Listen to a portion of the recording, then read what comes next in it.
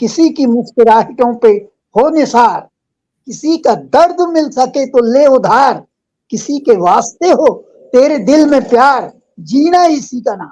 जख्मों से भरा सीना है मेरा, हंसती है मगर ये मस्त नजर।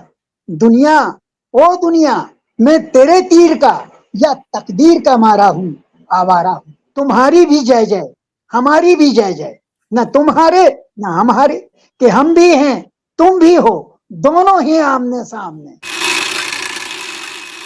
सभी दोस्तों को नमस्कार। मैं हूं संजीव श्रीवास्तव और आप देख रहे हैं पिक्चर प्लस। दोस्तों, पिक्चर प्लस पे एक नया सिलसिला शुरू किया है हमने और इसका नाम है डायलॉग प्लस।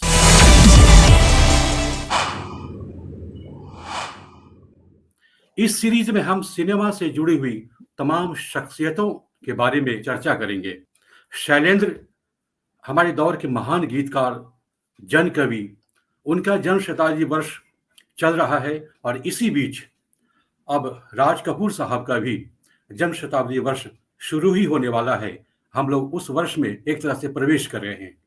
हमारे दौर में एक बहुत ही महत्वपूर्ण लेखक है जो कि अभी आपके सामने स्क्रीन पर दिखाई दे रहे हैं। मैं उनको प्रणाम करता हूं और पिक्चर प्लस पे स्वागत करता हूं।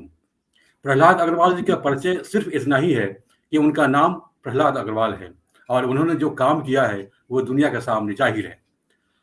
प्रहलाद जी, सबसे पहले आप ये बताएं कि राज कपूर को आपने सबसे पहली बार कब जाना और जब जाना तो उनको इतने बड़े फिल्म मेकर के तौर पर कब और क्यों कैसे माना?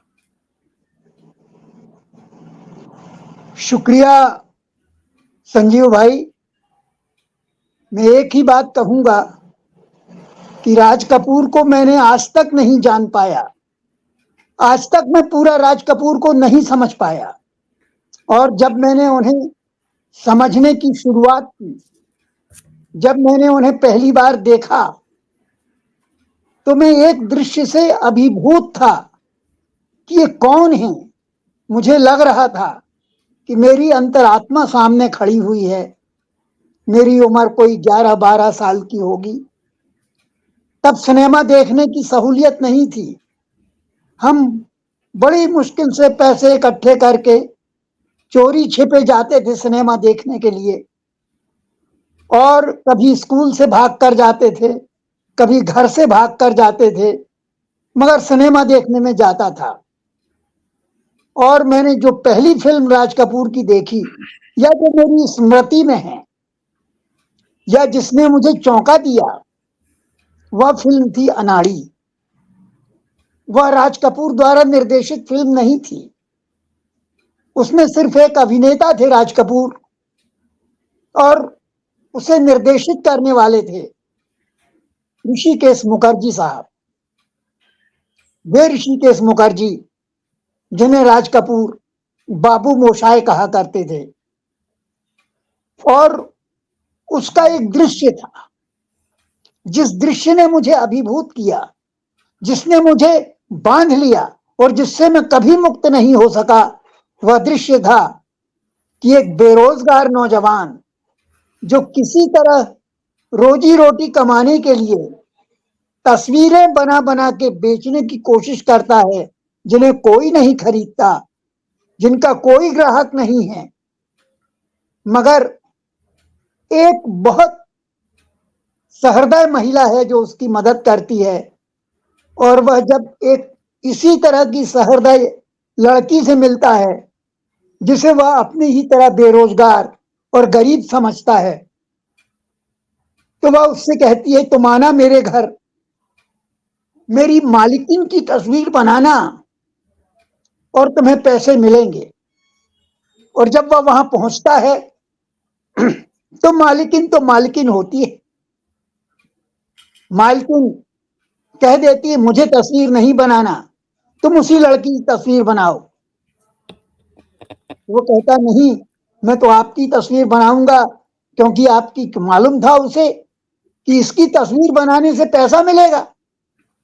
तो वो कहती, नहीं, तुम्हें तो पैसे चाहिए ना, मैं पैसे तुम्हें दूंगी, रुपया दूंगी मैं तुम्हें, तुम उसी की तस्वीर बनाओ। और जब वह आती है और उसकी वह तस्वीर बनाने लगता है तभी मालकिन आती, कहते लो ये है तुम्हारी पैसे। और जब वो पैसा दिया जाता है उसे, तो वह देखता रह जाता है कि वह 1000 रुपए का नोट है। क्योंकि जब वह उस लड़की से बात कर रहा है, जबकि वो असली मालकिन है और नौकरानी के वेश में उसके पास आई है, क्योंकि उसे मालूम है कि ये गरीबों से मोहब्बत करता है, अमीरों से तो नफरत करता है, तो वह कहता है कि हाँ, मुझे अमीरों से कोई मोहब्बत नहीं है, मैं जम के पैसे मांगूंगा। कि हाँ, बहुत पैसे मांगना। कि हाँ, कि जी मैं 20 रुपए मांगूंगा।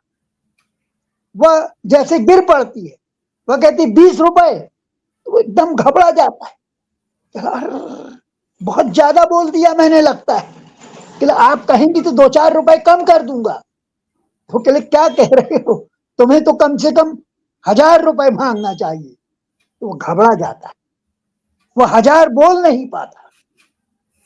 वह कहता हाँ नहीं निकलता उसके मुंह से। तो वह कहता आप मजाक क्यों कर रही हैं, इतने रुपए मुझे कौन देगा, कोई एक तस्वीर बनाने के 1000 रुपए देता है, अपने ही मन में कह रहा है।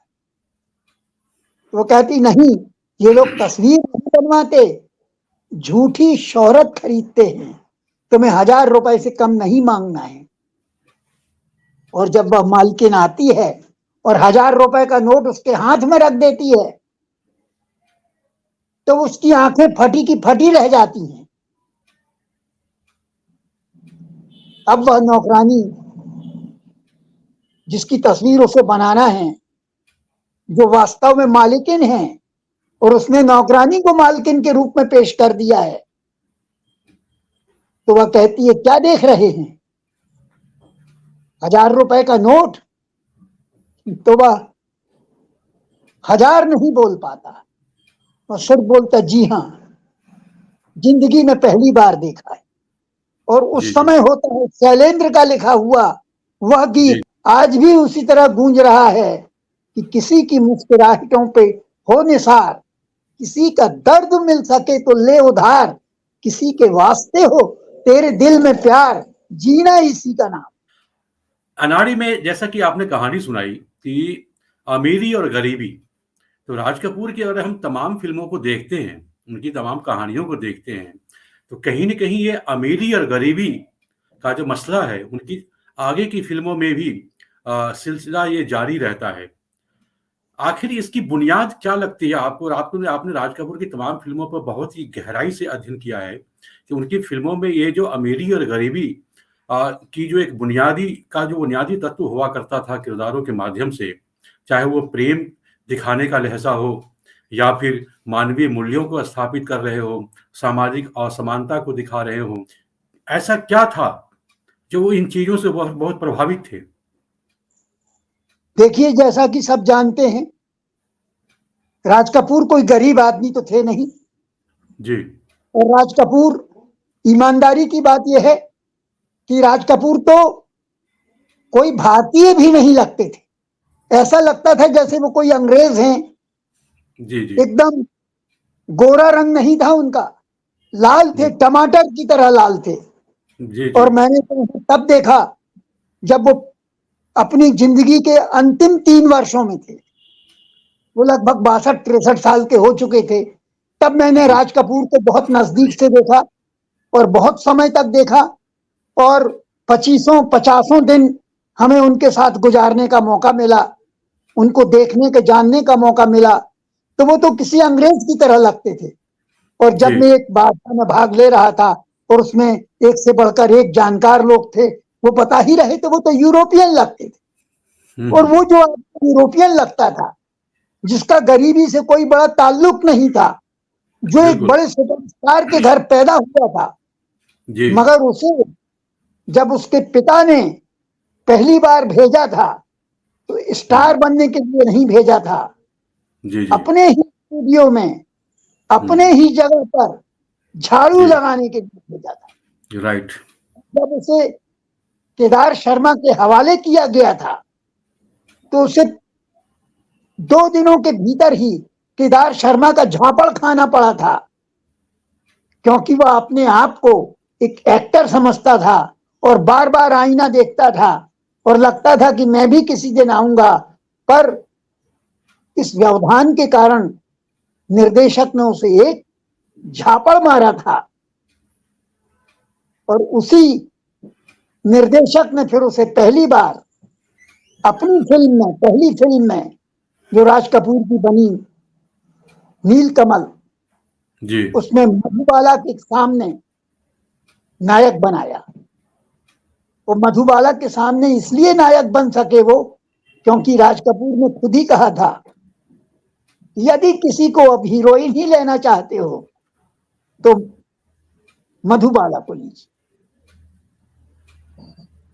और राज कपूर गरीब होते हुए भी सपने आसमानी देखा करता था, वह आसमान पर नहीं पहुंचना चाहता था। मैंने जब किताब का समर्पण लिखा तो मैंने जी, जी। लिखा था कि राज कपूर की उस छवि के लिए जो आसमान लपकने की नहीं, आसमान को जमीन पर उतार लाने की कशिश पैदा करती है, तो वह अमीर नहीं होना चाहता था। वह चाहता था कि सारी दुनिया बराबर हो, सारी दुनिया एक रूप हो।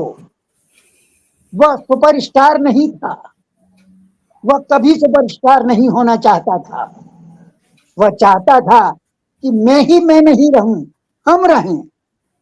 और राज कपूर की इसी भावना ने एक ऐसी टीम बनाई, ऐसे लोगों को इकट्ठा किया जिन्होंने उसे तमाम ऐसी फिल्में दी, तमाम ऐसी बड़ी फिल्मों का सृजन उससे कराया जिसमें अद्भुत गीत संगीत था, जिसमें अद्भुत चरित्र थे और छोटे से छोटा चरित्र इस तरह छा जाता था कि वह सारे परिदृश्य को जगमगा देता था। उस समय जब ललिता पवार श्री 420 में आती हैं और वो कहती हैं ये केले तू रख ले, तेरे पास पैसे नहीं है तो क्या हुआ। वो कहता है अगर मैं पैसे ना दे सका तो ललिता जी कहती हैं तो मैं समझूं कि मेरे बेटे ने खाया। और वह फिर उसी तरह जैसे एक नृत्य कर रहा हो और नृत्य करते हुए हाथ उठाकर, जो उनकी बड़ी मासूम अदा हुआ करती थी, सलाम करते हैं और कहते हैं आज से मैं तुम्हें केले वाली नहीं दिल वाली लेडी केले वाली कहूंगा। और जब मैंने ललिता जी पर पहला आलेख लिखा था तो उसका शीर्षक मैंने दिया था दिल वाली लेडी केले वाली ललिता पवार। आपने राज कपूर की शुरुआत की जो बात कही है, बिल्कुल ही ज़मीनी शुरुआत की बात कही है। मुझे भी राज कपूर साहब का एक इंटरव्यू याद आता है, जब हमने बचपन में कभी सुना था रेडियो से। मुझे लगता है शायद वो BBC रेडियो रहा होगा, मुझे ठीक से याद नहीं कौन सा रेडियो था, कि वो वहाँ मैंने इंटरव्यू सुना था और वहाँ उन्होंने जवाब दिया था। एक बार अपने पिताजी के बारे में कहा था, जो बात आपने कही कि केदार शर्मा के साथ उनको काम करना पड़ा शुरुआत में सीखने के लिए। तो उन्होंने अपने पिता का जिक्र किया था और कहा था कि हमें पिताजी ने ये कहा कि तुम जब निचले दर्जे से शुरू करोगे कोई काम, तब एक दिन तुम अव्वल दर्जे तक पहुंचोगे। इसलिए मुझे लगता है कि कई बार वाकई राज कपूर की जब हम फिल्में देखते हैं, उनकी कहानियां देखते हैं, उनके किरदार देखते हैं और उनकी जब सोच हमारे सामने आती है, तो उससे ये समझ में आता है कि यह व्यक्ति एक मामूली फिल्म मेकर नहीं है, एक फिल्म पर्सनालिटी है। देखिए, जो वो जमाना था वो आजाद हिंदुस्तान की शुरुआत का जमाना था। राज कपूर ने शुरुआत की, एक फिल्म मेकर के रूप में उन्होंने शुरुआत की 1948 में। चंद दिन ही हुए थे देश को आजाद हुए और मेरा जन्म भी लगभग उसी समय हुआ था। 1946-47 में मेरा जन्म हुआ और पहली फिल्म आई थी 1948 में राज कपूर की आग। जाहिर है मैंने पहले दिन तो देखी नहीं होगी, मैंने वह फिल्म लगभग 15 साल बाद देखी। उसके बाद पहली फिल्म में यदि आप आग देखें और मेरा नाम जोकर देखें, तो आग की शुरुआत मेरा नाम जोकर में जाकर परिपक्व होती है। वही जी 3 स्त्रियां हैं आग में और वही 3 स्त्रियां हैं मेरा नाम जोकर में। अब उनका रूप बदल गया है। जो 1948 का जमाना था, उन 1948 में 1000 रुपए में बहुत शानदार मकान बनता था। आज 1000 रुपए में मकान की खिड़की का एक पल्ला तैयार नहीं होता। तो वह दिन थे जब राज कपूर ने शुरुआत की थी। तो ये जमाने का फर्क था, और इस जमाने के फर्क में उस समय भी बड़े बनने की शुरुआत हो चुकी थी, पर राज कपूर बड़ा नहीं बनना चाहते थे। इसका मैं उदाहरण दूं आपको। मेरी किताब 1984 में 1 जनवरी को रिलीज हुई थी, और कौन किताब पढ़ता है सिनेमा में? कोई नहीं पढ़ता। और उस समय तक तो सिनेमा पर किताबें लिखे जाने का चलन ही नहीं था, कम से कम हिंदी में। मैंने जब किताब लिखी तो कोई छापने वाला नहीं था, कोई प्रकाशक नहीं था। तो एक ऐसा प्रकाशक मुझे मिल गया जो उस समय का बड़ा भारी प्रकाशक था, राधा कृष्ण प्रकाशन, जो राजकमल से निकलकर ही आए थे। उन्होंने बड़ा प्रकाशन शुरू किया था, और उन्होंने मुझे भेजा विजय मोहन सिंह जी के पास और कहा कि उनको दिखाइए जाकर, यदि वो अप्रूव कर देंगे तो ये किताब छपेगी। और विजय मोहन सिंह, जो कि दिलीप कुमार के बड़े प्रशंसक थे, उन्होंने उस किताब को पढ़ा, और पढ़ने के बाद कहले कि ये क्या तुमने लिख दिया है, वाह। और वह किताब छप गई। और वह जब किताब छपी तो उसका बड़ा अभूतपूर्व स्वागत हुआ। ऐसा कोई पत्रिका नहीं बची, ऐसी कोई अखबार नहीं बचा जिसमें उसकी समीक्षा न हुई हो। और आज तक लोग मुझसे जब पूछते हैं, बाहर मिलते हैं सिनेमा पर, कहले वही प्रहलाद अग्रवाल, राज कपूर वाले प्रहलाद अग्रवाल। तो मुझे लगता है कि ये मेरी खास बात नहीं थी, ये राज कपूर की खास बात थी, या उस किताब की खास बात थी जिसने मुझे लोगों की चाहत में सम्मिलित किया। और वह किताब पहुंची श्री जयप्रकाश चौकसे के हाथ में। श्री जयप्रकाश चौकसे के हाथ में जब वो किताब पहुंची तो वो अभिभूत हुए उस किताब से, और उनने पढ़ी हो या ना पढ़ी हो, मगर वो ये बात जानकर बहुत खुश हुए कि ये किताब राज कपूर पर लिखी गई है, और उन्होंने जाकर वह किताब राज कपूर को दिखाई ही होगी। और फिर उसके बाद उन्होंने उस किताब की 25 प्रतियां स्वयं खरीदी, और जो भी उनसे मिलने जाता था उसे वो एक उपहार में देते थे। और वो मेरे कारण नहीं, राज कपूर के कारण, क्योंकि वो राज कपूर के प्रमुख चाहने वालों में से थे, और राज कपूर की बड़ी सेवा करते थे। राज कपूर के पास एकदम हमेशा मौजूद होते थे। इंदौर से लगभग हर हफ्ते जाते थे, और इंदौर का प्रसिद्ध पकवान लेकर जाते थे, जिसके राज कपूर बड़े प्रेमी थे। जी और इसी समय राज कपूर ने जो अंतिम फिल्म बनाई थी, राम तेरी गंगा मैली, उसके जी बाद राज कपूर ने मुझे अपनी फिल्म की कहानी लिखने के लिए बुलाया, और वो बड़े प्रसन्न हुए कि जो मेरे बारे में इतना जानता है वह तो जरूर मेरी किसी फिल्म के लिए बढ़िया कहानी लिख सकेगा। अब ये बहुत आगे की बातें हैं, आगे जी जी जाकर आएंगी कि किस प्रकार वो कहानी मैं नहीं लिख सका, या फिल्मों में कहानी लिखना मुझे रास ही नहीं आया। जी जी जी जैसा कि अभी आप बता रहे थे कि राज कपूर साहब ने आपको कहानी लिखने के लिए एक तरह से उन्होंने अपनी इच्छा व्यक्त की थी कि आप भी एक कोई कहानी दें उनको। तो मुझे वाकई ऐसा लगता है कि उस जमाने में बहुत सारे ऐसे फिल्म मेकर थे जो नई प्रतिभा की तलाश करते थे। कभी सम्मेलनों में गीतकारों की उन्होंने तलाश की, कहानीकारों की तलाश की, पत्र पत्रिकाओं में कहानी पढ़ करके उस पर फिल्में बनानी चाहिए। आज भी छिटपुट ये सिलसिला जारी है, बहुत सारे लोग ऐसा करते हैं। शैलेंद्र को राज कपूर साहब ने ही एक तरह से मौका दिया और सामने लेकर आए। आपको क्या लगता है कि शैलेंद्र अगर राज कपूर साहब को नहीं मिले होते, तो अगर उनकी मुलाकात नहीं होती, तो क्या होता? कैसा असर पड़ता उनके सिनेमा पर, उनकी फिल्मों पर? देखिए, मैं मानता हूं कि शैलेंद्र के जो साहित्यिक स्वरूप को आगे बढ़ाने में राज कपूर का हाथ है, तो राज कपूर के फिल्मकार व्यक्तित्व को जो दो प्रमुख आधार मिले, उनमें पहला आधार था ख्वाजा अहमद अब्बास साहब और दूसरे थे शैलेंद्र। एक ने गद्य का पक्ष संभाला और दूसरे ने हृदय का पक्ष संभाला। एक बुद्धि का विकास कर रहा था तो दूसरा उनकी भावनात्मक संसार को समृद्ध कर रहा था।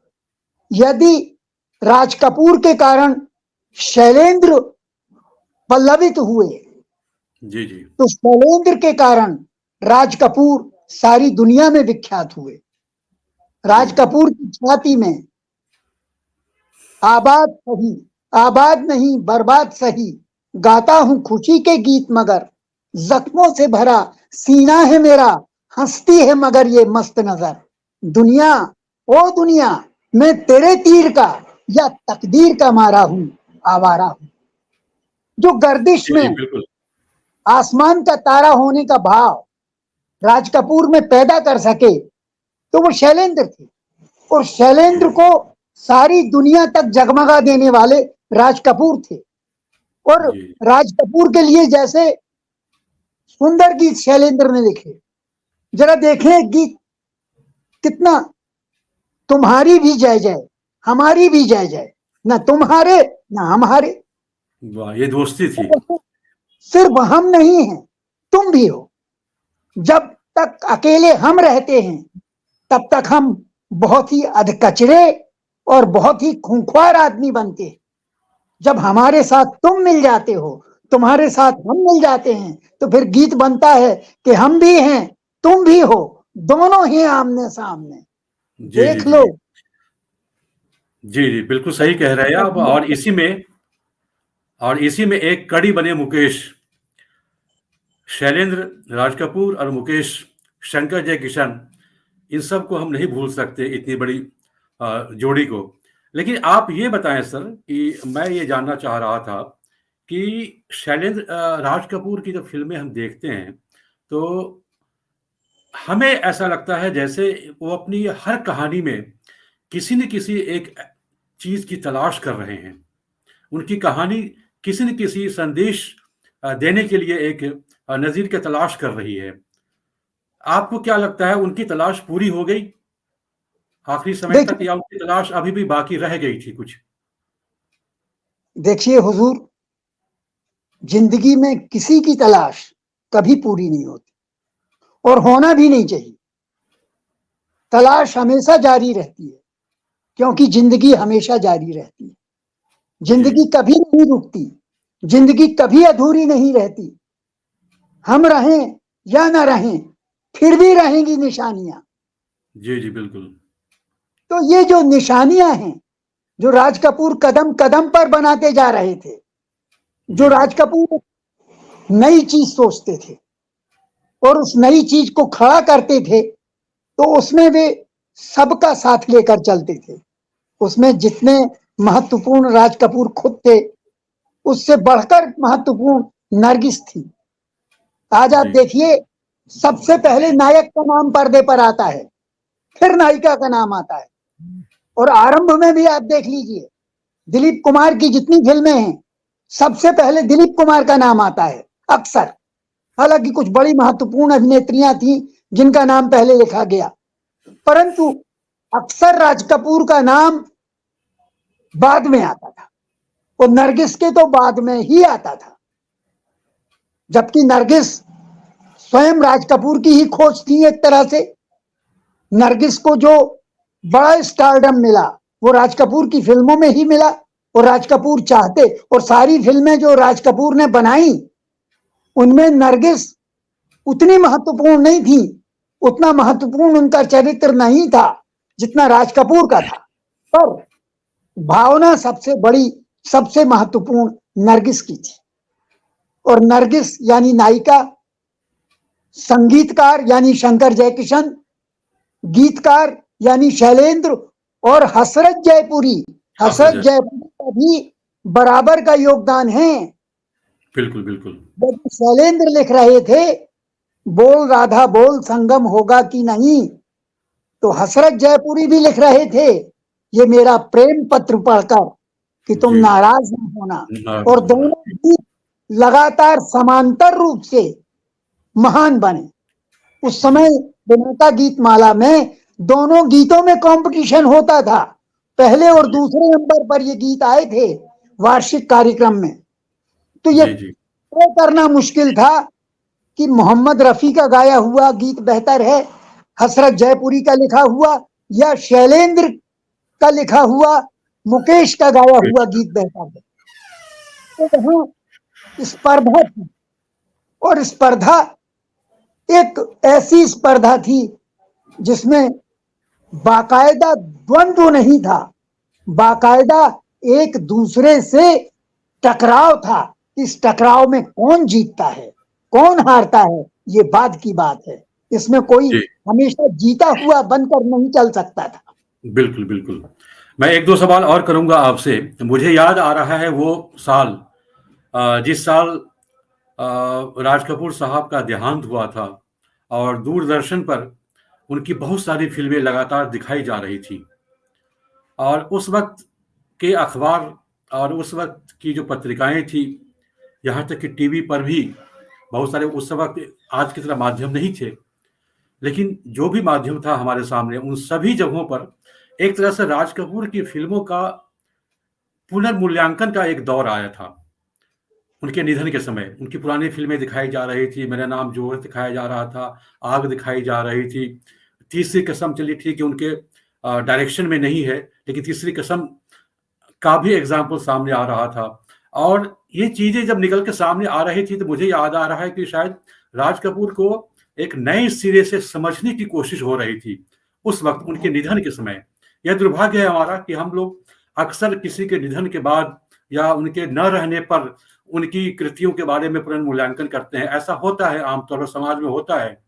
शायद इसीलिए गुरुदत्त कह गए थे कि दुनिया अगर मिल भी जाए तो क्या है, उनको जब बाद में शोहरत मिली तब।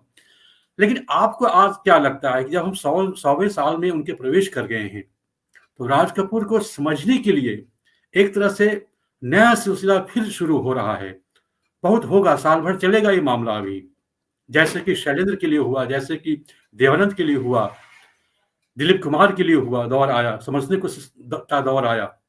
आपको क्या लगता है कि राज कपूर को हम लोग अभी तक ठीक से समझ पाए हैं या कुछ अभी बाकी रह गया है? देखिए, आदमी समूचे जीवन अपने आप को समझने की चेष्टा करता है और नहीं समझ पाता। वो प्रक्रिया लगातार चलती रहती है। और हिंदी सिनेमा का जो सबसे गौरवशाली समय था वह सुनहरे जमाने के रूप में याद किया जाता है। जी जी। और अभी एक मेरी नई किताब आने वाली है जो अगले महीने ही आ रही है, स्वागत कि है। अभी 5 लोगों के जन्म शताब्दी वर्ष हैं। जी जी। सबसे पहले दिलीप कुमार 1922, उसके बाद शैलेंद्र और देवानंद 1923, उसके बाद राज कपूर 1924, और उसके बाद गुरुदत्त 1925। जी। और इन 5 लोगों को मिलाकर मैंने एक किताब लिखी है, जन्म शती पंचामृतम, कि 5 लोगों की जन्म शती है। और ये 5 लोग जो हैं ये अभी इस वर्ष नहीं, अभी सैकड़ों साल तक, जब तक सिनेमा रहेगा तब तक याद किए जाएंगे। और वो लोग नहीं याद करेंगे, वो लोग नहीं याद करेंगे जिन्होंने अभी तक इन्हें दुरदुराया है। मैं उस सवाल पे आ रहा था जो अभी आपने छेड़ा। दिलीप कुमार, देवानंद और राज कपूर।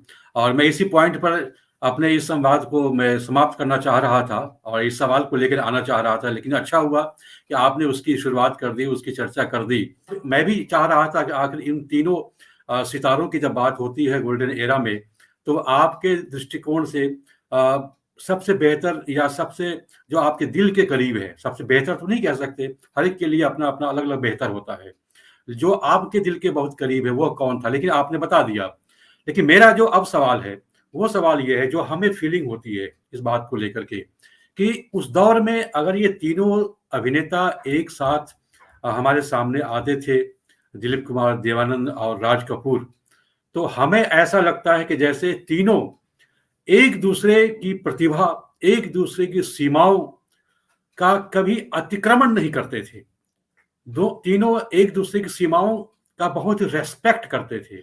लेकिन आज के दौर में जब हम देखते हैं ऐसा, तो हमें लगता है कि एक सितारा दूसरे सितारा की सीमाओं में घुसने की कोशिश कर रहा है, कहीं न कहीं उसे अतिक्रमित करने का प्रयास कर रहा है। तो क्या आपको लगता है कि वो जो एक दौर था और आज ये जो दौर है, ये जो चीजें आज दिखाई दे रही है, क्या उसकी वजह से भी हमारे सामने कोई ऐसी पर्सनालिटी, फिल्म मेकर पर्सनालिटी उभर कर नहीं सामने आ रही है, जो हमारे दौर को, जो हमारी पूरी सोसाइटी को, हमारी पूरी कंट्री को, हमारी पूरी जनरेशन को प्रभावित कर सके?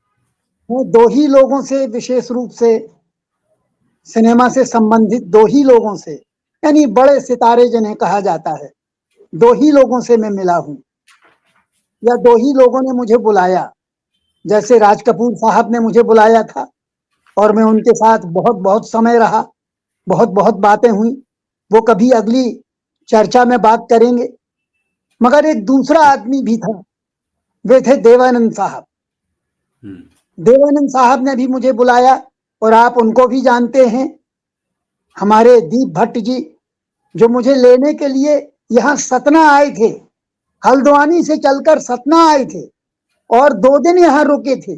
और मैं कहता था भाई इन लोगों से मिलने में कोई फायदा नहीं है, तो वो जबरदस्ती खुद अपना हजारों रुपया खर्चा करके मुझे लेकर गए थे देवानंद साहब के पास।